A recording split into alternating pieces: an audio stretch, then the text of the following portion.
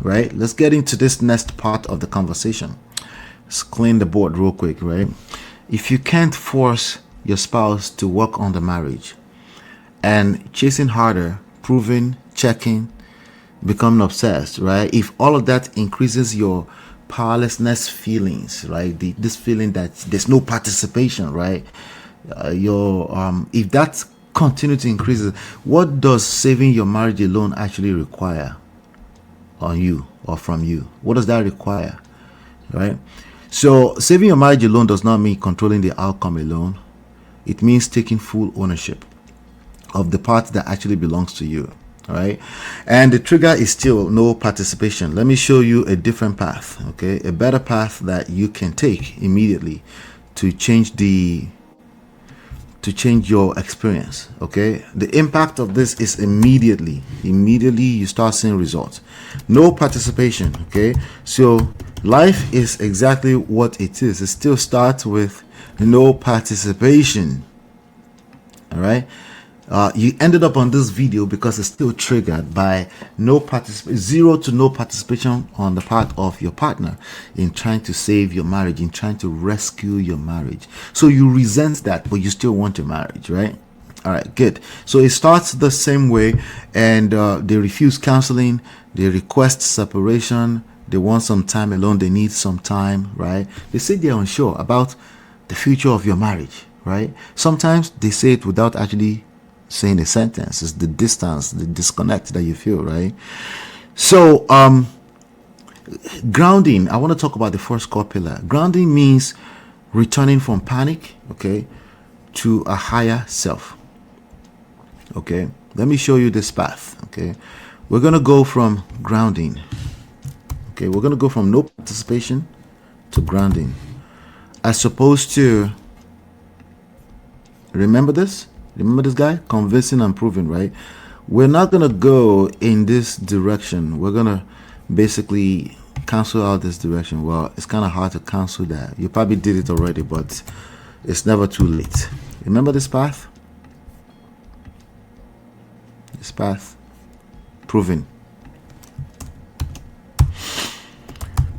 Yeah, we're not going to go that direction. Okay, we're going to basically cancel this guys out.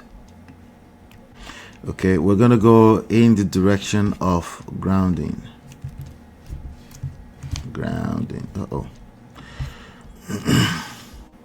Let's see here. There you go. Grounding. All right, from grounding we're going to go into okay, it's nice, black, purpose. Now let me explain what this is and how this is going to help you get better results. Okay. Grounding means you're going back to your higher self. You navigate away from panic. This is the panic route. Remember this is the panic route. All of this convincing, all this stuff is coming from fear and panicking. All right. Because if you know that nothing's going to happen to your ability to control your outcome, no, let me take it, control, but kind of like influence. Okay, if you know that nothing's gonna happen to it, then you're gonna move a little bit differently, right? Okay, so how we're gonna move, we're gonna go in this direction. We're gonna stay on grounding, which means you don't operate from a place of panic. You go towards grounding, which means your higher self, a higher version of yourself.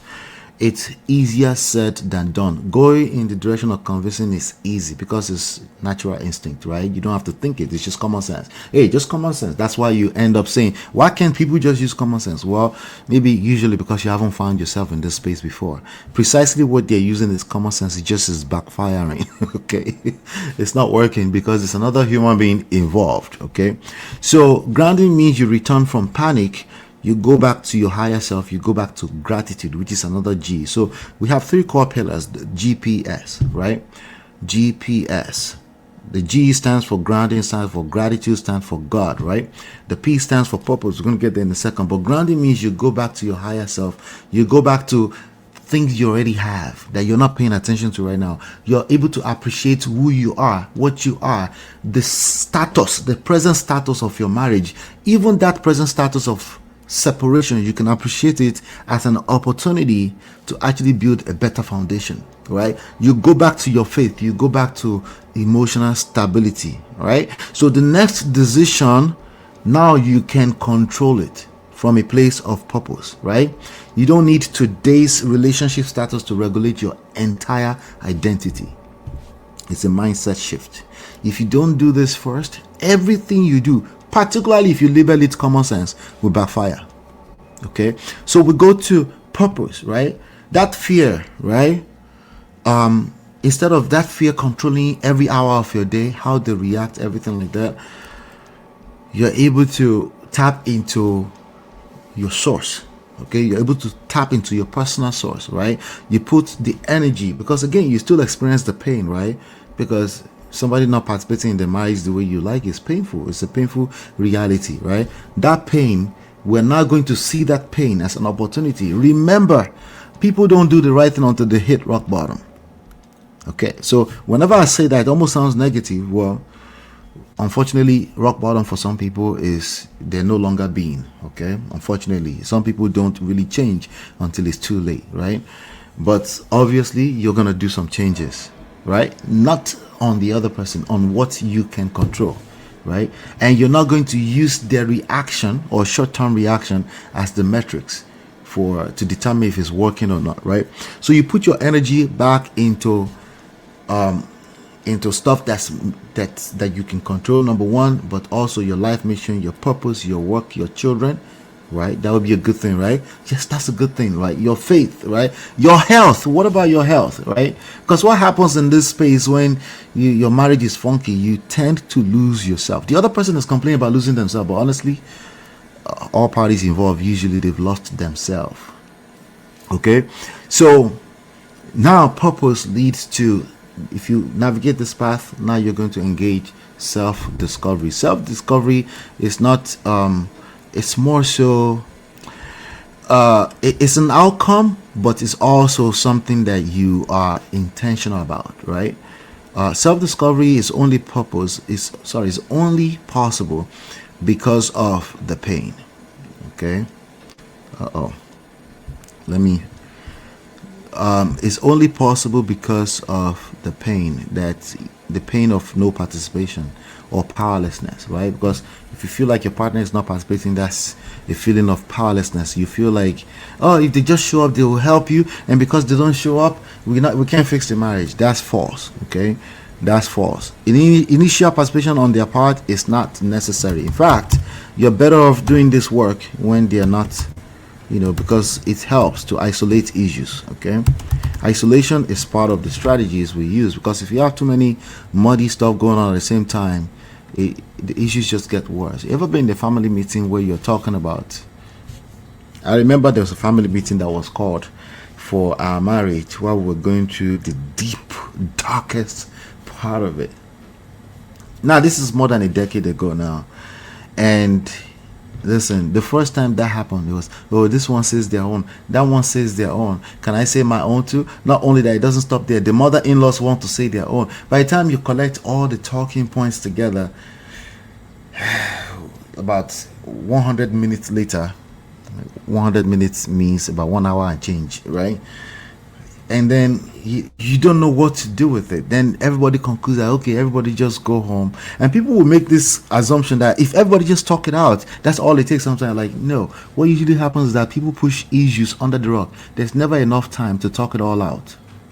If you don't engage self-discovery, there's never enough time to talk all the resentment out.